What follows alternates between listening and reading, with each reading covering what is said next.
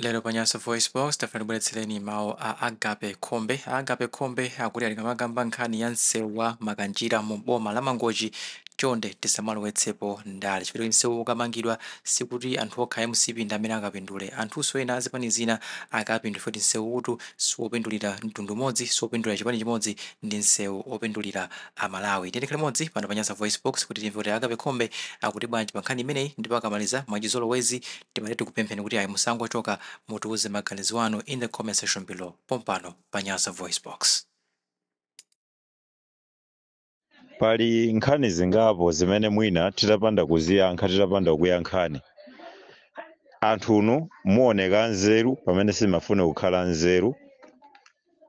Choyambirira nkhani imene mukuyikamba ya mkumano wa anthu akumakanjira ndi Honorable Jacob Hara. Mukunena kuti sunabale zipatso, anangopita anthu kuti awapatse ndrama, anawapatsa ndrama. Mawawa mukuwalakwira Honorable Jacob Hara, mukuwalakwira anthu akumakanjira, mukulakwira ngakhale chilungamo cha anthu amene anayesetsa kufuna kuonesetsa kuti msewu wa kumakanjira ukhale otheka. Choyambirira tifotokozepo kunena kuti atiye Makanjira komanso atiye Lulanga ndi anthu awo kuphatikizapo magrupu a concerned citizens for Makanjira sanapite kwa anduna kukangocheza kapena kukapempha ndrama. Choyambirira ndinene chimenecho. Ndipo muzokambirana zonse zimene anthu amene anapanga palibepo anatchula nkhani ya ndrama. Anthu awa anapita kukafotokoza kunena kuti abwera kuyankhula kwawo kwa atiye Makanjira anafotokoza kuti ndabwera kuno kudzatsatira nkhani ya msewu wa kumakanjira. Ineyo bwana president ananditenga kupita ku Saudi Arabia kukasayinira msewu wa kumakanjira, kukasayinira ngongole yomangira msewu wa kumakanjira. Chachiwiri pali nthawi ina imene anduna anayankhulapo mawu a mchizungu omasulira kuti ifeyo ngati akunduna tayamba kale ndi nkhani ya mabridge okwana 8 ansewu wa Makanjira tisanayambe za nsewuwo. Ndiye zimenezi anthu akudera kwanga akundidandaula. Kodi ndalama zimene munasayinira kuti mumange msewu wa kumakanjira zili kuti? Asinyo, ndalama zimene munasayinira za msewu wa kumakanjira zili kuti? Komanso mabridge amene Honorable Jacob Hara ananena kuti awayamba ali kuti?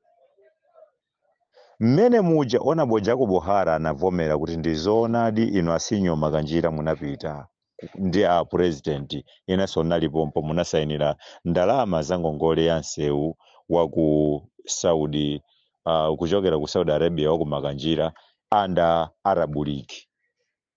Koma dziwani kuti kusayinira kuja sikunatanthauza tanyamula ndalama. Tikadanyamula ndalama pompa chatitamaliza kusayinira tonse tikananyamulira limodzi akanatipatsira. Inu mumaona kuti wakuti wanyamula ndalama. Mmene zimakhalira zinthu uku tsopano kufotokoza kwa ine. Inuyo munasayinirapo ngongole ya nifi nthawi yomweyo mawankulandira. Munapitapo ku banki kusayinira ngongole mukutuluka mbanki ngongole nkumatuluka nayo. Titakufunsani.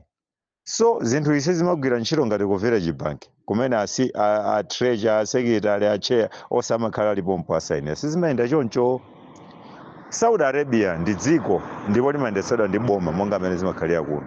So ngakhale kuno boma silingakusayinira ni chinthu tsiku lomwelo nkubwera. Nchifukwa mukhoza kuona ku PIM a president a dziko lino Professor Dr. Lazarus Makafe Chakwera analamula anduna azaumoyo kuti ndikupemphani bweretse ambulance kuno. Mwasangasanga ambulance ija mumapeza kuti sinabwere tsiku lomwelo. Inatenga masiku tingapo. Tiwiri titatu masiku angapo. Ndiye nkhani za ndalama zimakhala choncho. Sopano mafumu akumakanjira anamvetsetsa chilichonse chokhudza ndi msewu uja. Choyambira Jacob Hara anafotokoza kuti tinalowa tinali mu nthawi ya mvula. Tikukhulupirira kuti pakutha pa nthawi ya mvula chitukuko chimenechi kuyenera kuyamba. Choyamba chimenecho. kulibeko kumene nsewu watala mmatha kumakhala mukumanga vula likrikri mabingu ali ti sizimatheka mmadikira kaye tsiku limene kukhale kopanda mvula. Chachiwiri insewu makanjira maboma onse aja nkangokamba koma palibe planning imene inkachitika kuti kodi insewu ukakhota kuti tikafika pakuti tikafika pachimbiya paja ukayenda bwanji kuti ukafike kuchiponde tikapapanga bwanji. Zonse zija ndi nkhani zimene zimayenera kupangidwa plani mitsinje muja tizikaenda bwanji kuti sakakhale ngati upangako front mitsinje ngakhale ma engineers pa ground panalibe. Zimene zija tikudikira ngongole ya Saudi Arabian Fund boma lakhali kutumiza ma engineers kutenga ndalama za dziko la Malawi kuti mwina izozo zikadzabwera zidzangothandizira.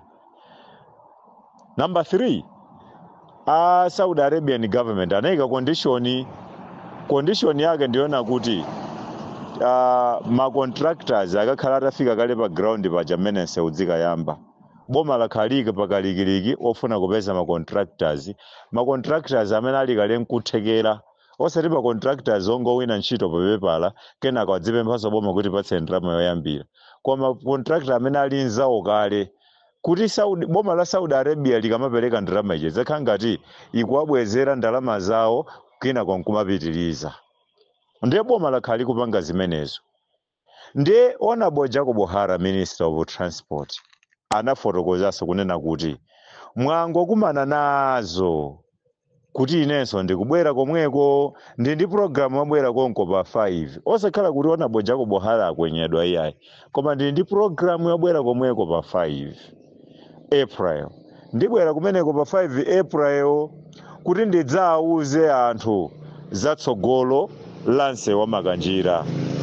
Ndinali chigawo cha kumpoto nthawi yonse kupanga za zitukuko za misewu ya kumpoto komanso kupanga zitukuko za ma airport akumpoto kuphatikizapo Karonga airport komanso nkhani zina zosiyanasiyana. Ndamaliza kumeneko tsopano kumene ndimayenera kubwera next kunali ku Eastern region kuti ndikamadza choko kumeneko ndidzapita zigawo zina.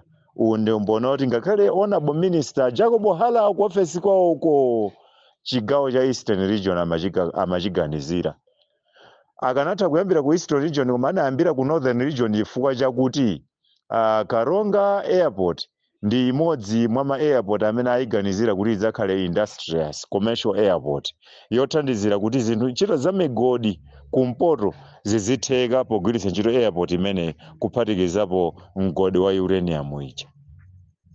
Now mmene alonjeza kuti akupita kummawa anthu amene wawa anthu akumakanjira ndipo ndiwathokoze ndi anthu ogwirizana kwambiri ndi anthu ovana okhala sonkha ndalama zawo zakuti ayenda bwanji akafike ku unduna chilichonse chimene ineyo ngati munthu Agape Khombe ngati munthu chimene ndinathandizirapo ndichonena kuti popeza anthu mukuti mwabwera kale munavana ndi anduna ndiye madeti asintha ndipange chotheka kuti anduna awamvetsetse kuti muli kale muli Lilongwe simungamagone maloji mwagwiritsa ntchito galimoto ya hayala ndi anthu nomukufuna mukhazikike mpaka anduna adzabwere wiki amawa. Ndiyesetse ndiwapemphe anduna kuti mwina atenge misonkhano imene anali nayo ku Mzimba chigawo cha madzulo ayike chigawo cha mmawa kuti akachoka pamenepo abwere ku Lilongwe chigawo cha kumadzulo. Zimenezo tu zinachitika ndipo zinatheka si chifukwa cha ineyo koma chifukwa chakuti iwo anu ake andunawo anali kale ndi chidwi chona kuti akuyenera kupita chigawo cha kummawa ndipo atabva kuti atiye makanjira komanso atiye Lulanga asinyo makanjira komanso atiye Lulanga abwera kali mu Lilongwe anachiona chamwayi kuti akafotokozereso kuti ndikubwera komweko pa 5 ndiye zinachitika. Mukaona anthu aja anagona movutikira mmawa ake ananyamuka anthu ako atasonga makobidi apo ndi apo kumapita. Ndiye lero mukayankhule chipongwe chonena kuti anthu ako mangochi anthu amene anakakhala nawo mu msonkhano analandira kangachepe kapena anadiya ndalama kuti asapitirize kumagona mu Lilongwe.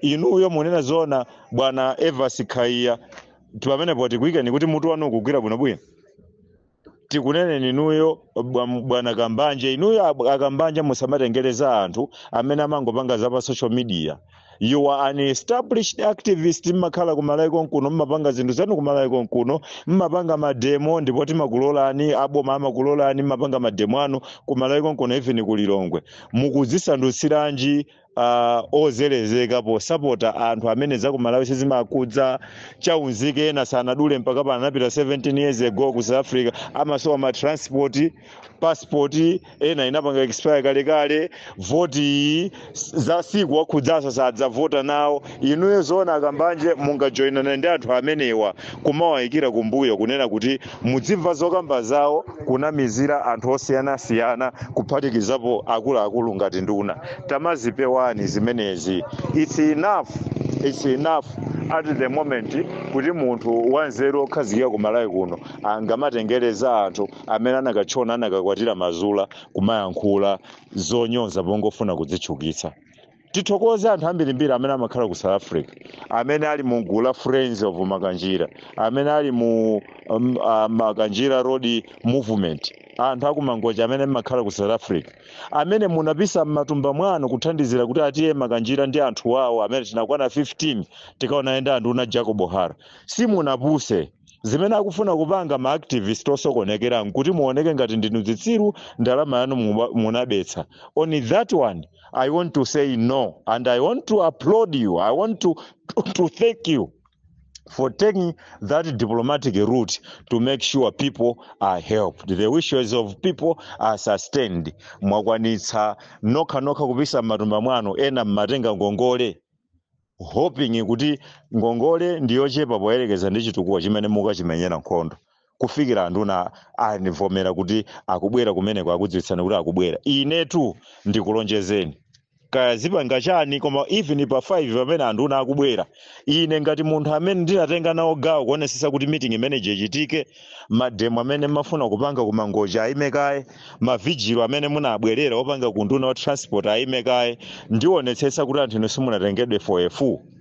We will push to make sure kuti there is a mutual understanding between you people and your minister, because andunawo paokha amakhala akufuna mutamalumikizana kwa pali anthu ena amachinga nawo chifukwa chakuti muna anamva madandaulo anu kuti panali anthu ena amafuna kuchinga ena amafuna azikutengera ni ndalama anena kuti musadzavutikenso ndi transport. Every time you want me ndidzibwera apereka ngakhale phone number yawo kuti ngakhale mati aku Makanjira azilumikizana nawo. Lero mukunena kuti yayi munapusitsidwa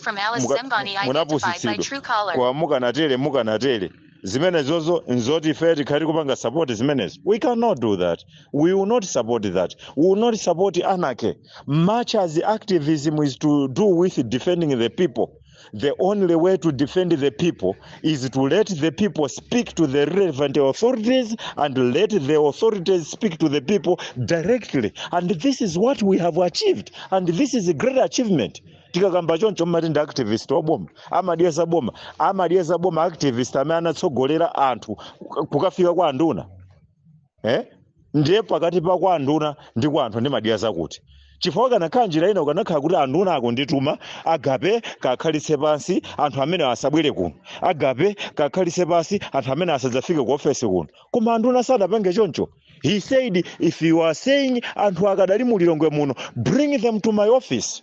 Atafika ku office kwawo anapeza kuti ku parliament mu office mwawo mwadzaza anthu ena aku road traffic ena aku roads authority ena aku parliamentary committee ya zomangamanga anena kuti in this case popeza kukuchuluka anthu nduku agape atenge mafumu atenge ne anthu bwani ku office yanga ya ku parliament. They went there, they spoke to the minister and these are the results. Winner still comes here kumadzafuna kulimbikitsa kuti anthu akhale osavera. A simple word I'm saying, activism yobereka chipani kumsana ndi activism imenechedwe sadziko lina kupita kutsogolo. Activism ngati if you are really defending the people, why should you cry? Kunena kuti anthu popeza sana tole mwala, you think the meeting was not successful. Why should you cry because atolankhani sana uzide ukamvetsera nawo? You call that meeting unsuccessful? No.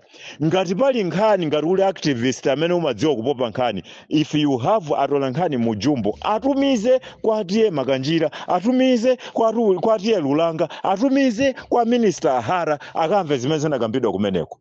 Not to say meeting ya nyumba imayenera kuti ikhale ya dziko. Were you there? Did you even sponsor Adaku Makanjira kuti akapezeke kulilongo?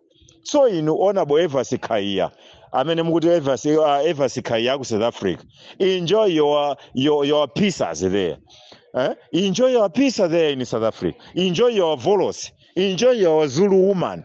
Don't advocate for anarchy in this country. Don't advocate for unrest in this country. When the time rises, I am an activist. I even advocate for demonstrations when it is right and timely to do them. I've been conducting my demonstrations in Lilongwe. But it is really a true cause, and nobody has ever stoned me. When I'm on the streets. You know the reason? I touch where it matters. I stand for the truth, and Hamendi Maimira amadziwa kuti he is fighting for us. Koma mukanyamula zinthu za njumbo nkunena kuti munamizira amalaya kuti amalaya akutumani. Nchifukwa amalaya amapita nkumaka kutsutsani. Nchifukwa anthu a business amuliyonga amapita nkumaka kutsutsani. Kena kumauza atolankhani kunali zikwanje, kunali malegeni, kunali miyala. Some things are avoidable. Ndimangofuna ndilangize chimenecho, mukhoza kupitiza amene mungayankhulire. Komano ine nkhani ya Makanjira sindikuona kuti adzayenda mwanda ya MCP okhaokha. Sindikudziwa kuti adzayenda mwanda ya DPP okhaokha, a UDF, a UTM, a Ford. Ine chimene ndikudziwa nchoti ndi nsewu umene udzakhudza Malawi, tinenera kupanga zinthu zokomera Malawi osati chipani. Ifeyo, ineyo, I believe pamene tafika with the minister, it's the best imene Amalawi amafuna chiwerengedwe cha dziko lapasili. Amalawi safuna zantopola, Amalawi safuna zokunyozana, Amalawi safuna zochititsana manyazi, Amalawi amafuna results. So if you are doubting the process, why can't you wait for results? Akuwera nduna pa 5 April. Why can't you get the facts? Why can't you send your so-called atolankhani anowalipira njumbo? Akafuse anduna, akafuse mafuso, nyamulani mafuso ose, mulembe 300 pages. Mwalembere anduna, mwapatsa atolankhani anu, akawafuse pa 5 April anduna akayankha, akathawa fuso, that's a story. Koma akakayankha fuso, it's okay. So tikayankhula chonje mati, muyankhula zambiri mbiri. Mulibemo transaction yanduna iliyose mumfoni mwanga. I have never received any money from any politician. Ndimakonda kunena pano. From any politician.